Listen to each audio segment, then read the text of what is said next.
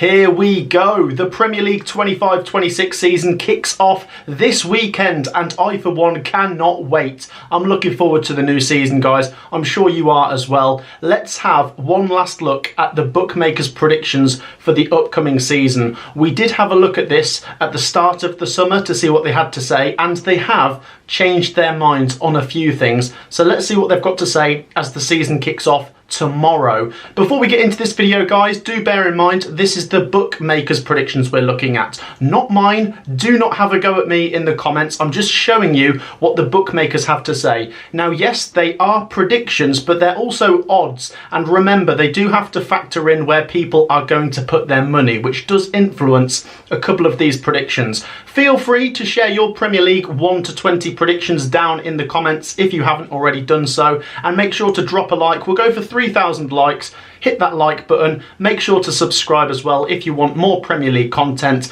And let's get into the bookmakers' predictions for the 25-26 season, with the season kicking off tomorrow. So then, as we have done this before, I'm going to present it on a tier list. We're going to put them into where the bookmakers have predicted them, and we're going to talk about it. Let's go from the top to the bottom, and no surprises here. The bookmakers have Liverpool as the favourites to win the Premier League, so they can go straight to the top of the top 5 category.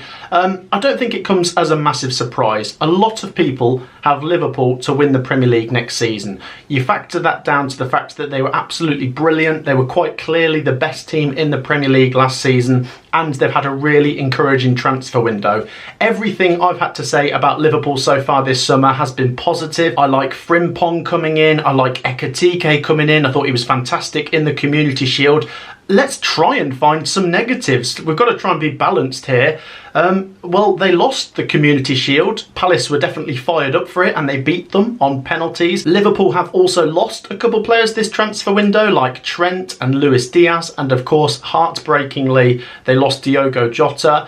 So I'm trying to look at this in a balanced way and trying to find some negatives, but I still agree with the bookmakers having Liverpool to win the league. I, for one, would like to see a closer title race, which I think we might get, but Liverpool are still the standout favourites. Share your thoughts if you support Liverpool.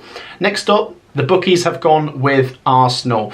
Now, Arsenal's an interesting one. We've said all summer that if they can get a striker in, that might be the difference in terms of them being able to bridge the gap between them and Liverpool, because Liverpool was still quite clearly the best team last season, even though Arsenal came second. Now, Arsenal have addressed that by bringing in Victor Gyökeres. I really like him, of course, I would. I'm a Coventry City fan. He was absolutely fantastic in the Championship, and of course he was fantastic for Sporting in the Portuguese League, and he stood out quite well in the Champions League, of course, got that hat-trick against Manchester City. I do understand some people's question marks over will he be able to do it in the Premier League? Will he fit Arsenal's jigsaw?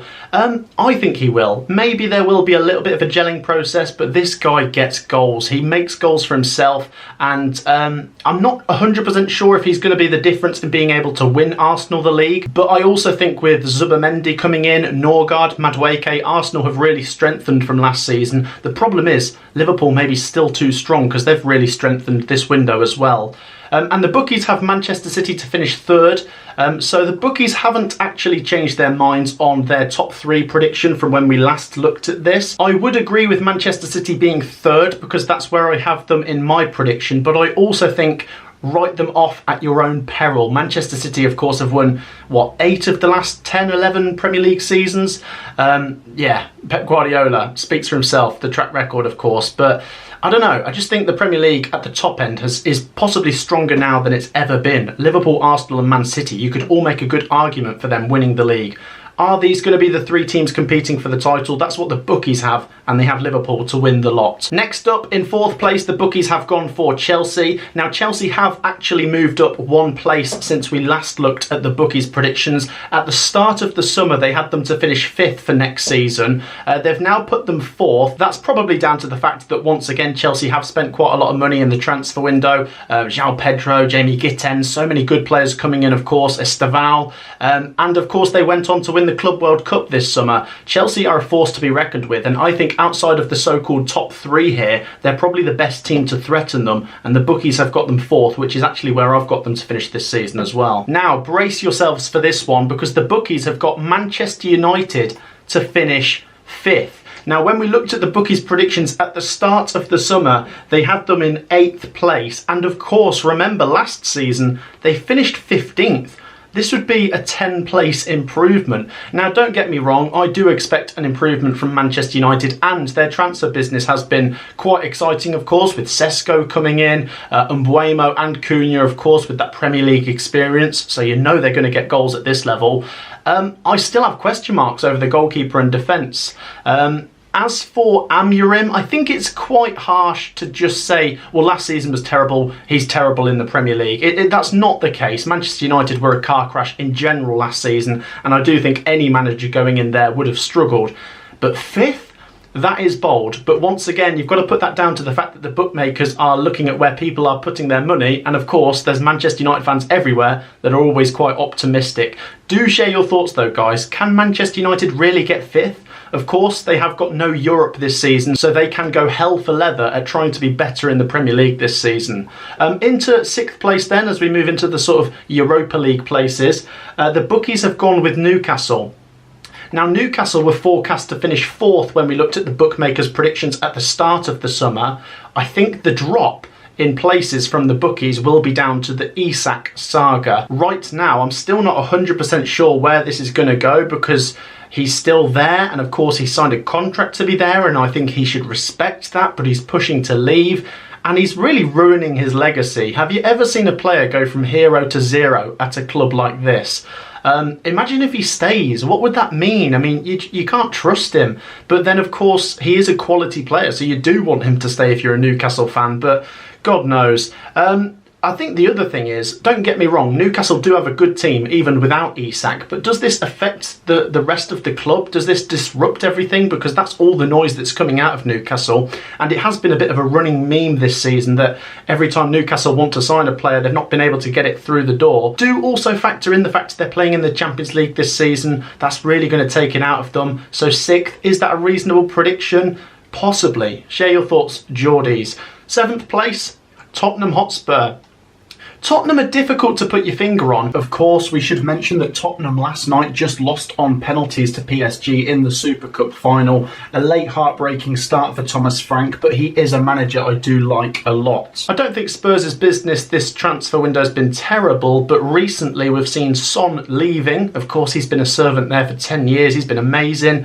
And of course, James Maddison's picked up an ACL injury. So, not sure. I mean, surely with Thomas Frank's football, they're going to be less open than they were under Ange, and you would expect an improvement in the Premier League. But they are now playing in the Champions League, and it's difficult to put your finger on where they might finish. 7th place, though, Tottenham fans. Would you take that? That's where the bookmakers have you. In 8th, I think this is harsh, but they've gone with Aston Villa. Now, Aston Villa were predicted 6th when we last looked at these predictions from the bookmakers.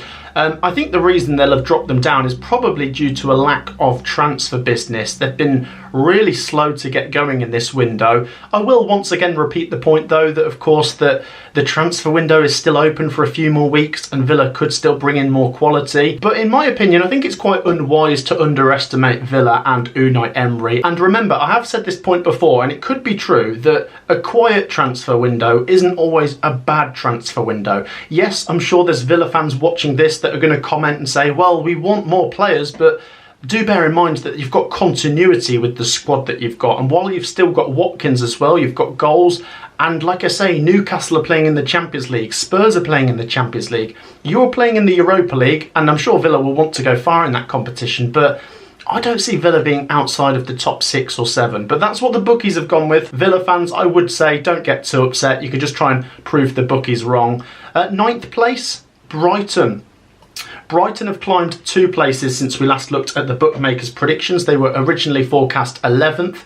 They've now got them 9th. I've actually got them to finish 7th in my predictions, and Sophie's got them 6th.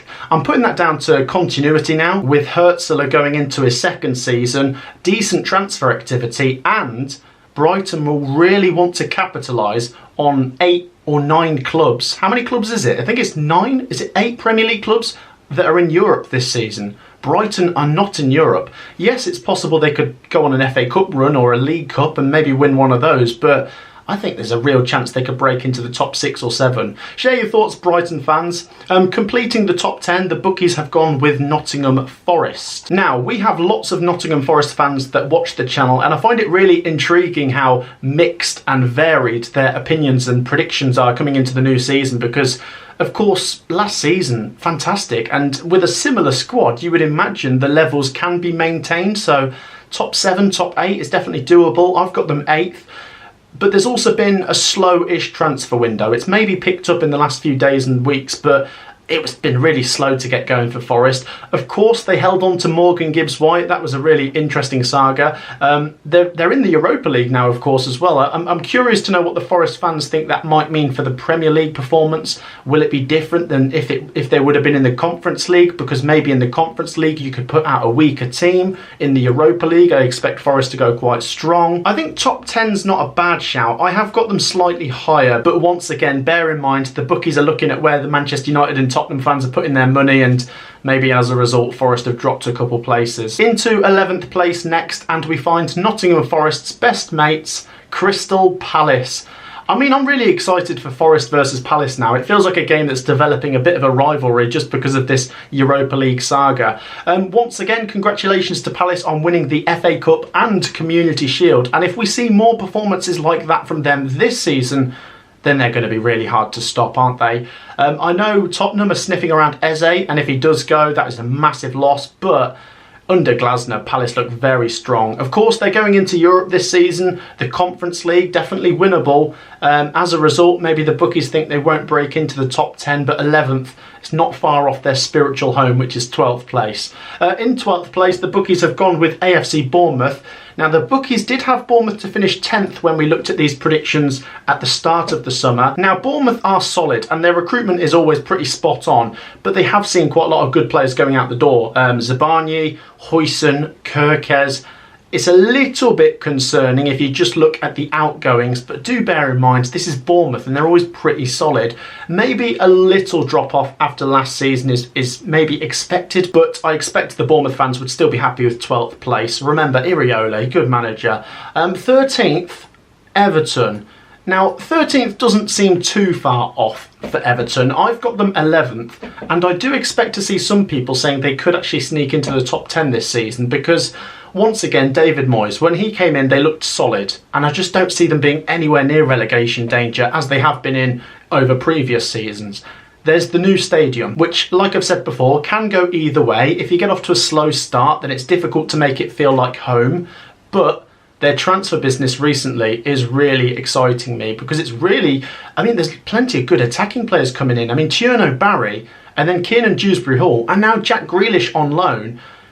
Who knows? Could Everton actually compete for Europe like it's 2006 or 7 all over again? Maybe. Share your thoughts, Toffees fans. 14th, Fulham. Fulham are a slightly difficult one. They probably have had the quietest transfer window. Who's had a quieter one? Villa's has been pretty quiet, but I think Fulham's must be the quietest.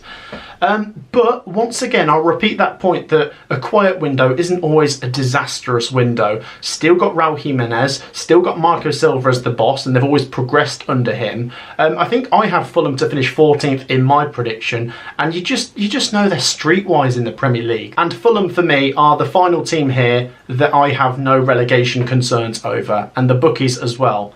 But now we turn our attention to the bottom 6, and it's Brentford, Burnley, Leeds, Sunderland, West Ham and Wolves. Now in 15th, the bookies have West Ham, which is exactly where I've got West Ham this season. I think there is enough quality there for West Ham to be clear of danger, and who knows, maybe they might be in sort of mid-table obscurity this season. Maybe they'll go on a cup run.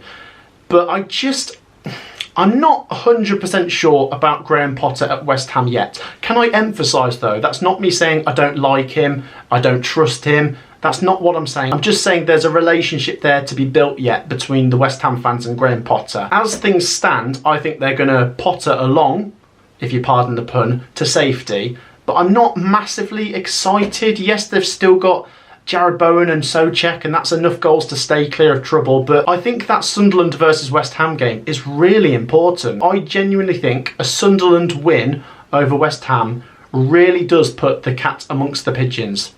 That said, the bookies have West Ham 15th, but do share your thoughts, West Ham fans. In 16th place, and another team that some people have reservations about coming into the new season, are Brentford. I've said this before, I think Brentford are taking the biggest risk out of the established 17 Premier League teams here, just with the amount of quality outgoings going out in one window. Visa is still there as we record this going into the opening game against Nottingham Forest, but he could go at any moment. Him going might slightly change my opinion. It could change the bookmakers' predictions, but they have got them 16th, and I actually have them 16th as well. Brentford's recruitment is actually always quite smart, and the work goes under the radar a lot of the time, and maybe that's what's going to happen. But I do share similar concerns that some people do, and maybe Brentford could get sucked into trouble, who knows? It's difficult, isn't it, after the last couple seasons? I mean, after last season, now that we've had 2 seasons where all 3 newly promoted teams have been relegated, I just feel like, is this going to be the norm, where we turn to our grandkids in a few years and say, oh, I remember when we used to have relegation battles. They used to be so good though, didn't they? They were some of the best parts of the Premier League, weren't they? The relegation battles with 5 clubs jostling for financial security in the Premier League. Anyway, the bookies have Brentford 16th, and it might not come as a massive surprise that they have Wolves 17th. If you are a Leeds, Sunderland or Burnley fan, please try not to get too cross with this video or the bookmakers' predictions. If you disagree with them, use this as fuel to put fire in your bellies to prove them wrong. With Wolves, I do share similar concerns to the bookmakers here, that they could be the team dragged into trouble this season because of how many quality outgoings there have been. But if we're looking at this in a balanced way, Vitor Pereira did really well in his short spell last season, but I do take the point that it is a short sample size, and it's difficult to say, well, you know, a full season is different to a handful of games, but he did do well, and he has brought in his own players now, so if he did well last season, he might do even better. I think Wolves are maybe one of the more difficult teams to predict this season. I wouldn't be surprised if they're 12th or 18th. The bookies have them 17th, and therefore they have Leeds 18th, and they have Sunderland 19th, and they've got Burnley 20th. Now, in my predictions, I actually have Leeds to finish 17th, but I do think if Leeds are going to stay up, it's going to be by the skin of their teeth. So, for the bookmakers to have them 18th, I don't think they will be far wrong. I think it could be borderline. They might just stay up or they might just go down. I can see Leeds bashing out a point per game, and that might be enough. But as I've said before, you might need one of the established 17 teams to have a bit of a drop-off if you're just going to poke your heads above the water. I spoke to Connor the other day from One Leeds, great Leeds fan channel on YouTube, check him out. And I think he is as excited as I am about the defensive signings and the goalkeeper and the physical approach that Leeds United have taken, but he did have some concerns over the way that the transfer activity has started to grind to a halt recently, and they do need more attacking options. Dan James, Nonto, Joel Peru, yeah, okay, maybe between them they'll get some goals, but I still think Leeds United might need a little bit more going forwards. But the transfer window is still open. As things stand, I think it's going to be close. Sunderland in 19th. Now, Sunderland fans, maybe they are the most optimistic out of the 3 coming up. And that's not a bad thing, by the way. But I do think you've got to probably put that down to the fact that they've been in the Premier League less recently, whereas Burnley and Leeds United have the scars of recent relegations, whereas Sunderland come up with lots of momentum and positivity, and that could work to their advantage. Their transfer window has been really impressive. I have said that they needed to do the most business because Burnley and Leeds had more depth as parachute teams in the Championship. But I think going forward, Sunderland could be quite exciting. And I like Xhaka, and I think Sunderland are going to work really well off the ball, as they have done in the Championship. But they are up against, you know, your Haalands and your Salahs. They were brilliant in the playoffs against Coventry and Sheffield United. They were absolutely fantastic how they absorbed the pressure and hit us on the counter. But is that going to work in the Premier League? Possibly. I think Sunderland are maybe the most difficult to put your finger on right now. But that's why I can understand why a lot of people have Sunderland to stay up. I have said recently though, and I'll keep repeating it, that they probably do need a bit more depth at the back, but the transfer window's still open. And I like Labrie. Labrie caught me by surprise last season. The bookies have them 19th, by the way, so that is one place up the table since we last looked at this, and that's probably down to the fact that the bookies think Sunderland have had a better transfer window than Burnley. But there you are. Sunderland fans, as I say, don't be too upset with the bookies' predictions. Use this as fire to fuel your season. Burnley in 20th then, and I tell you what I quite like about the Burnley fans that you're not getting as much from the Leeds and Sunderland fans, is this realism. This sort of, yeah, it's going to be tough, we're probably going down. That's the way a lot of them are speaking. Don't get me wrong, there are some Burnley fans that are optimistic, and that's great. But I think just more recent seasons in the Premier League, more recent relegations. Obviously, when they came up last time with Vincent Kompany, we thought they'd be quite good, but obviously they weren't. I think they're going to be even more defensive, though, this time round under Scott Parker. And that defensive record in the Championship, I know it's a different league now, but that's still got to mean something, hasn't it? Either way, the bookies have got them 20th. I'll tell you what I think, even though I probably do agree that I think Burnley are going to go down. What I think is, I don't think any of these three, Leeds, Sunderland or Burnley, will do a Southampton or a Sheffield United where they just get 12 points. I think all three of them are going to get past 20 points. And that might sound like a small prize, but that is still something. If these three can give it a go, even if just one of them survives, I don't care who, that is good for football.